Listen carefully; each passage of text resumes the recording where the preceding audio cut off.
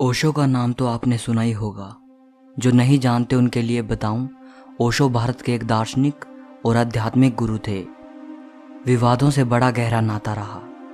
उनकी रहस्यमय शिक्षाओं और क्रांतिकारी विचारों की वजह से बड़ी तादाद में लोग उनकी ओर आकर्षित हुए और उनके अनुयायी बने। वहीं दूसरी तरफ बहुत से लोग उनके खिलाफ भी हुए और ओशो को सेक्स गुरु और अमीरों का गुरु कहा जाने लगा। इस वीडियो में आप ओशो के बारे में 30 ऐसी बातें जानोगे जो शायद आपने पहले कभी ना सुनी हो। वीडियो को पूरा अंत तक जरूर देखना। आखिर में आप कहोगे कितना रहस्यमय था ये इंसान।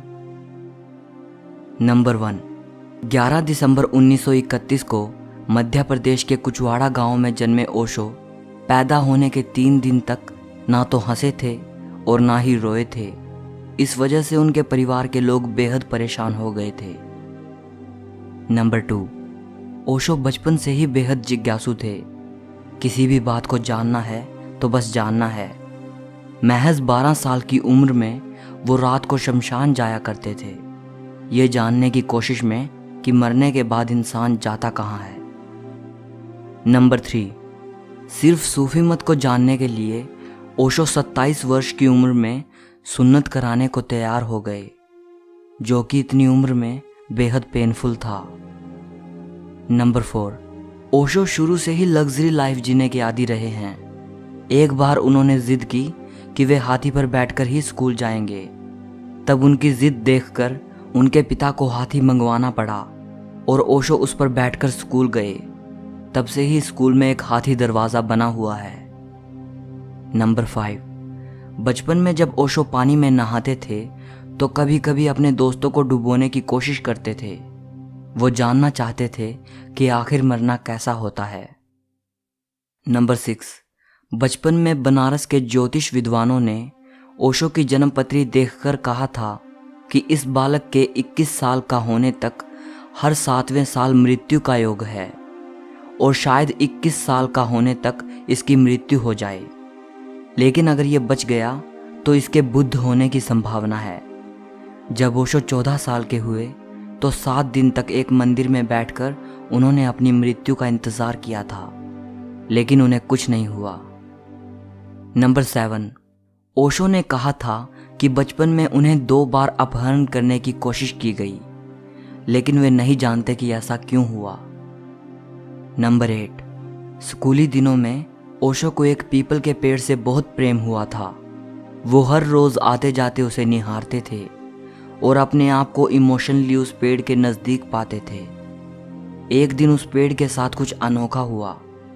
ओशो कहते हैं, ये तो मुझे भी नहीं पता वो क्या था, लेकिन कुछ घटित हुआ और उसी दिन से उस पेड़ के साथ एक विशेष प्रकार का संबंध हो गया, जिसको मैंने पहले कभी अनुभव नहीं किया। इंसान के साथ भी ऐसा लगाव कभी नहीं हुआ। नंबर 9, 21 मार्च 1953 के दिन 21 साल की उम्र में एक पेड़ के नीचे ओशो को संबोधि प्राप्त हुई। उस वक्त वो जबलपुर कॉलेज से फिलोसफी की पढ़ाई कर रहे थे। संबोधि के बारे में ओशो कहा करते थे कि अब मैं किसी भी प्रकार की खोज में नहीं हूँ, अस्तित्व ने अपने सारे द्वार मेरे लिए खोल दिए हैं। नंबर 10, संबोधि यानी ज्ञान प्राप्त होने के बाद भी उन्होंने अपनी स्टडी को जारी रखा और सागर यूनिवर्सिटी से फिलोसफी में first class first gold medalist रहकर एमए की डिग्री ली थी। नंबर 11, ओशो कहते थे कि उनका पूर्व जन्म 700 साल पहले तिब्बत में हुआ था। पिछले जन्म में जो काम वो पूरे नहीं कर पाए थे, उनको पूरा करने के लिए ये जन्म लिया है और इस जन्म के लिए अपने माता पिता को भी उन्होंने खुद चुना है। नंबर 12, ओशो बेहद उच्च कोटि के वक्ता थे। बोलने पर इतना कंट्रोल था कि जो बोल दिया वही आखिरी हो गया, वही छपता था। माफ़ करना, मेरा मतलब ये नहीं था, मुझसे गलती हो गई, इस तरह के शब्दों का इस्तेमाल उन्होंने कभी नहीं किया। नंबर 13, ओशो कितने कुशल वक्ता थे, इसका अंदाज़ा आप इसी बात से लगा सकते हैं कि उन्होंने एक भी किताब नहीं लिखी, फिर भी उनकी 600 से ज़्यादा किताबें पब्लिश हैं। ये सब की सब उनके प्रवचनों पर आधारित हैं। मतलब जो वो बोले वही का वही किताब के रूप में छपा है, बिना सुधार किए। नंबर 14, ओशो ने लगभग हर विषय पर प्रवचन दिए। करीब 5500 घंटे के प्रवचन इंग्लिश में और 4800 घंटे के प्रवचन हिंदी में मौजूद हैं। बचपन में भी सारे प्रदेश में ऐसा कोई हाई स्कूल नहीं था जहां पर बोलकर ओशो ने पुरस्कार ना जीता हो। नंबर 15, अगर साहित्यिक लेखक की बात ना करें तो सबसे ज़्यादा किताबें अगर भारत में किसी की बिकी हैं तो वो ओशो की हैं। सालाना 1 मिलियन से ज़्यादा किताबें और टेप भारत में बिकती हैं। नंबर 16, किताबों से उन्हें बहुत लगाव था। एक दिन में 3 किताबें पढ़ दिया करते थे। पढ़ने के इतने शौकीन थे कि उनका पूरा दिन भोजन और सुबह के प्रवचन के अलावा किताबें पढ़ने में ही बीतता था।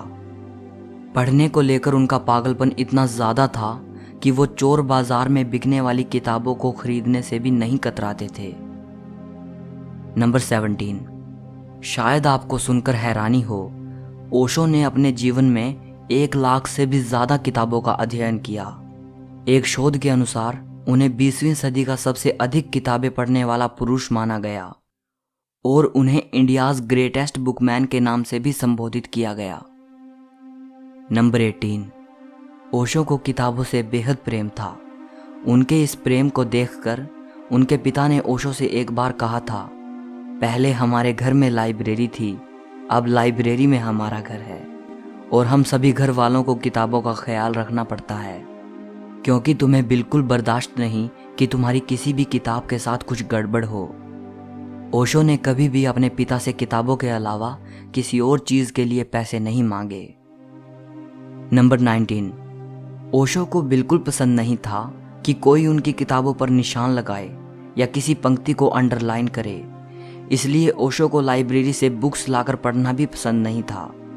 वो कहते थे, मेरे लिए किसी और द्वारा अंडरलाइन या निशान लगाई हुई किताबें पढ़ना उसी प्रकार है जैसे कोई वैश्य के पास जा रहा हो। मेरे लिए कोई पुस्तक मात्र पुस्तक नहीं, ये एक प्रेम संबंध है। नंबर 20, ओशो बचपन में अपनी नानी के पास रहे। नानी ने ही उनको पढ़ना सिखाया। जो भी किताबें उन्हें पसंद थी उसे वो रात में अपनी नानी को पढ़कर सुनाते। पहली बुक जो उन्होंने अपनी नानी को पढ़कर सुनाई थी वो थी द बुक ऑफ मिर्दाद। ये उनकी सबसे पसंदीदा किताबों में से एक थी। साथ ही ओशो ये भी कहते थे कि मनु संहिता और मनु स्मृति को मैं दुनिया की सबसे कुरूप किताब मानता हूँ। नंबर 21, ओशो की लाइब्रेरी में 1 लाख किताबें हैं। ओशो ने मृत्यु से पहले अपने लोगों को इस लाइब्रेरी की किताबों को अलमारियों में बंद रखने का निर्देश दिया था। साथ ही ये भी कहा था कि इन किताबों को तालों से खोलकर सिर्फ उन्हीं को पढ़ने की इजाज़त है जो उन पर लिख रहे हों। उसमें भी किसी को एक बार में 3 से ज़्यादा किताबें निकालने की इजाज़त नहीं है। ओशो का कहना था, ये लाइब्रेरी आम जनता के लिए नहीं है, इसकी किताबें उन्हीं के लिए खुली हैं जो उन पर यानी ओशो पर शोध कर रहे हों। नंबर 22, ओशो गजब के तर्कशास्त्री थे। उनमें किसी भी बात को सही या गलत साबित करने की पूरी क्षमता थी। यही कारण था कि कोई भी व्यक्ति उनसे वाद विवाद नहीं कर सका। पोप ने भी उनका चैलेंज स्वीकार नहीं किया।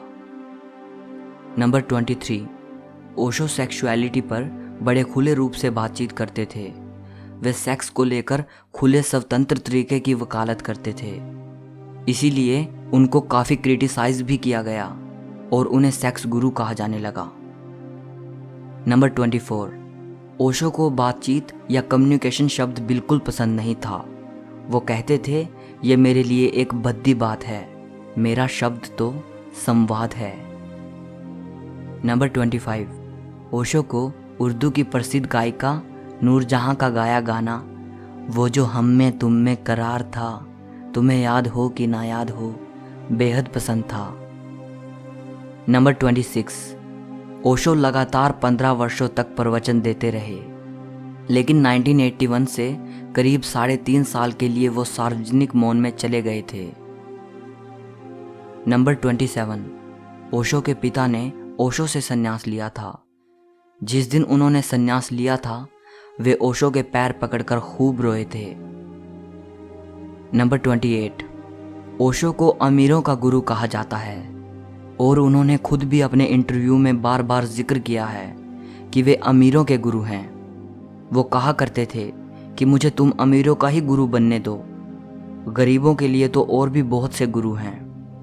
यहाँ अपनी बात को सिद्ध करने के लिए वो ऐसे तर्क दिया करते थे कि अमीर होना कोई बुरी बात नहीं है, बल्कि जिसके पास धन है वही धन की व्यर्थता को समझ सकता है।